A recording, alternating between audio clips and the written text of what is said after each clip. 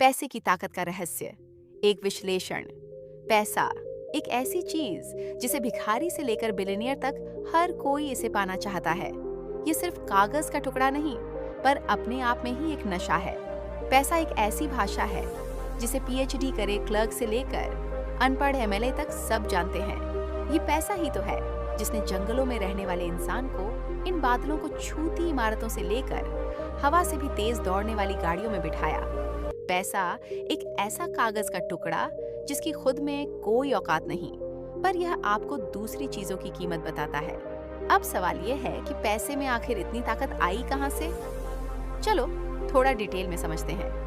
आज से हजारों साल पहले इंसान लेन देन के लिए बार्टर सिस्टम का यूज करता था, जहां एक चीज खरीदने के लिए आपको कोई दूसरी चीज देनी पड़ती थी। यानी किसी के पास चावल है और उसे शुगर चाहिए, तो उसे एक ऐसे इंसान को खोजना होगा जो शुगर बेचना चाहता हो और साथ ही उसे चावल की जरूरत हो।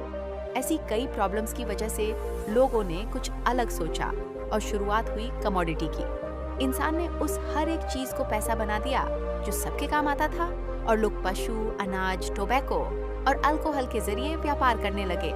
बट इसमें भी एक दिक्कत थी। इस बात का पता लगाना बहुत मुश्किल था कि मेरे पास जो चीज है उसकी सही कीमत क्या है, और कमोडिटी वक्त के साथ खराब भी हो जाया करती। खरीदे जानवर मर जाते, अनाज सड़ जाता।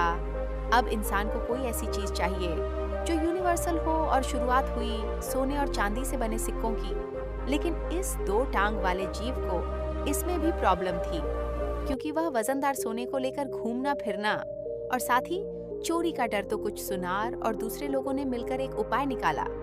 उन्होंने लोगों से कहा कि तुम अपना सोना हमारे पास रख दो, हम उसे संभाल कर रखेंगे।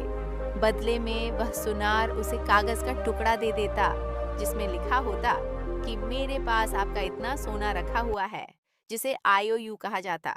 आईओयू मतलब कि मैं तुम्हारा कर्जदार हूँ, जिसे दिखाकर लोग कभी भी अपना सोना वापस ले जा सकते। सबको यह आइडिया काफी अच्छा लगा और लोगों ने अपना सोना उसके पास रखना स्टार्ट कर दिया। लेकिन फिर कुछ टाइम बाद सुनार लोगों को रियलाइज हुआ कि ये सिस्टम बनाने के बाद ऑलमोस्ट कोई भी इंसान अपना सोना लेने वापस आता ही नहीं, और सब बस उस रसीद के जरिए ही व्यापार करने लगे थे, क्योंकि सबको यकीन हो गया था कि रसीद है मतलब सोना भी होगा ही। अब यह चीज समझने के बाद सुनार लोगों को लालच आ गई। अब उनके हाथों से बनी रसीद ही पैसा बन गया था। इसीलिए उन्होंने फर्जी रसीदें बनाना स्टार्ट कर दी। उनके पास तो सोना होता भी नहीं था, लेकिन फिर भी वह ज्यादा रसीदें बनाते जाते। ऐसे स्टार्ट हुआ दुनिया का सबसे बड़ा लीगल स्कैम जो आज भी चल रहा है। वह सोना संभाल के रखने की दुकान दुनिया की पहली बैंक थी, और वह रसीद दुनिया की पहली currency money note.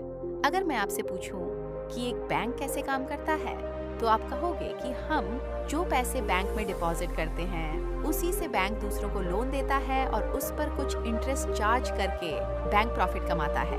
Simple, right? अब इस एक्सप्लेनेशन के हिसाब से बैंक की ऑपरेशन कुछ ऐसे होगी जैसे कल सुबह आप 1,000 रुपये डिपॉजिट करने के लिए बैंक पर गए। आपने 2 500 के नोट बैंक में जमा करवाए। उसके बाद बैंक क्या करेगी? वह अपने रूल के हिसाब से 10% कैश रिजर्व रखेगी और बाकी के 900 रुपए किसी और को लोन पर दे देगी। और अगर यह बैंक उस लोन वाले इंसान से ईयरली 12% इंटरेस्ट चार्ज करती है और आपको ईयरली 4% इंटरेस्ट देती है, तो बीच का जो 8% बचा वह हुआ उनका मुनाफा, राइट? इसी बेसिक प्रिंसिपल पे दुनिया के सारे कमर्शियल बैंक्स ऑपरेट करते हैं। लेकिन बैंक्स बस ऐसे ही पैसा नहीं कमाते। इसके पीछे एक बहुत बड़ी गेम छुपी है जो मैक्सिमम लोगों को नहीं पता, और वह गेम ये है कि बैंक्स आपके 1,000 रुपये की डिपॉजिट को आराम से 10,000 रुपये बना के उससे बिजनेस कर सकती है। और वह कैसे होता है, चलो समझते हैं। मानो आप 1,000 रुपये बैंक में जाके डिपॉजिट करते हो। बैंक अपने रूल के हिसाब से 10% कैश रिजर्व रखेगी और बाकी के 900 रुपये किसी को लोन पर दे देगी। पर ध्यान से देखिए यहाँ हुआ क्या। आपको अपने पैसे डिपॉजिट करने के बाद अगर आपका बैलेंस चेक करोगे तो आपको वही 1,000 रुपये दिखाया जाएगा, और इधर जिस इंसान ने लोन के लिए अप्लाई किया था और बैंक ने उसे लोन दिया, वह भी अपना बैलेंस चेक करेगा तो उसको भी 900 रुपये दिखाई देंगे। इसका मतलब आप दोनों के हाथों में 1,000 और 900 रुपए की परचेसिंग पावर है, जबकि एक्चुअली उस बैंक के पास बस 1,000 रुपये ही कैश है। मतलब उस बैंक ने बस अपने कंप्यूटर पर कुछ नंबर्स टाइप करके मार्केट में एक्स्ट्रा 900 रुपए की करेंसी क्रिएट कर दी, जो कि ऑफ कोर्स वर्चुअल है, क्योंकि उसे बैक करने के लिए कोई कैश तो है नहीं। और ये खेल सिर्फ यहाँ खत्म नहीं होता, ये बहुत आगे जाता है। जैसे जिस इंसान ने 900 रुपए का लोन अप्लाई किया था, उसने ऐसे ही तो लोन अप्लाई नहीं किया होगा, उसे भी वह 900 रुपए कुछ खरीदने के लिए चाहिए होंगे। और जब यह पैसा खर्च करेगा तो यह पैसा सिंपली उसके अकाउंट से ट्रांसफर होकर किसी और के अकाउंट में जाके डिपॉजिट हो जाएगा, और बैंक फिर से इस 900 रुपए का 10% रिजर्व रखेगा और बाकी के 810 रुपए फिर से किसी और को लोन पर दे देगा। ऐसा करते करते एक बैंक बस 1,000 रुपए के कैश डिपॉजिट को 10,000 रुपए तक वर्चुअल करेंसी में कन्वर्ट करके बिजनेस करती है। आपको लगता है कि बैंक में आपके पैसे सेफ हैं, जिसे आप जब चाहे जाके निकाल सकते हो, बट ये एकदम सच नहीं है। अगर सिर्फ 20 से 30% लोग भी एक साथ पैसा निकालने जाए तो बैंक आपको आपके पूरे पैसे वापस नहीं कर पाएगा, क्योंकि उनके पास आपके सारे पैसे होते ही नहीं। फ्रैक्शनल रिजर्व सिस्टम की वजह से वह सिर्फ प्रोबेबिलिटी पे चलती है। फॉर एग्जाम्पल, अगर आप इस दुनिया के सारे बैंक अकाउंट के बैंक बैलेंस को ऐड करें और वह 100 रुपये होते हैं, तो उसमें से 10 रुपये से भी कम एक्चुअल कैश में अवेलेबल है। बाकी के 90% से भी ज्यादा बस वर्चुअल डिजिट है, जिसे बस आप अपने मोबाइल या कंप्यूटर स्क्रीन पर देख सकते हो।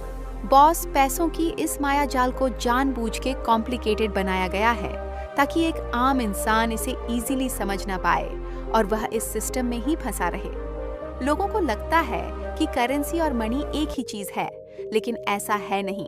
करेंसी एक मीडियम ऑफ एक्सचेंज है, जबकि मनी खुद वैल्यूएबल एसेट है। आपके घर में पड़ा 1,000 रुपए के नोटों का बंडल रातों रात कागज हो जाएगा अगर गवर्नमेंट उसे नामंजूर कर दे, क्योंकि वह करेंसी है। लेकिन आपके घर में पड़ा सोने का सिक्का, चाहे दुनिया की कोई भी गवर्नमेंट कुछ भी बोल दे, उसकी वैल्यू उतनी ही रहेगी जितनी भी है। देखो बॉस, दूसरे इन्फ्लुएंसर्स आपको जो भी बोले कि गोल्ड बॉन्ड्स खरीदो, डिजिटल गोल्ड लो, गोल्ड के ETF में पैसा लगाओ, ये करो वे करो, वरना फलाना टैक्स लगेगा, ठिकाना टैक्स लगेगा, मैं कहूँगा रियल गोल्ड भी खरीदो, क्योंकि लाइफ के कुछ डिसीजंस टैक्स के आधार पर नहीं लिए जाते। अब आपके पास कहाँ 500 1,000 करोड़ है कि आपको 2-4% टैक्स की भी फिक्र करनी पड़े। और सच तो ये है कि पेंडेमिक के टाइम रियल माल ही काम आता है। आप किसी को अपना गोल्ड बॉन्ड का सर्टिफिकेट दिखा के पूरे साल का राशन नहीं खरीद सकते, लेकिन घर में पड़े सोने का एक छोटा सा हिस्सा फेंक के पूरे साल का बंदोबस्त किया जा सकता है। ये कागज सिर्फ भरोसा है, और भरोसे पे ही दुनिया कायम है।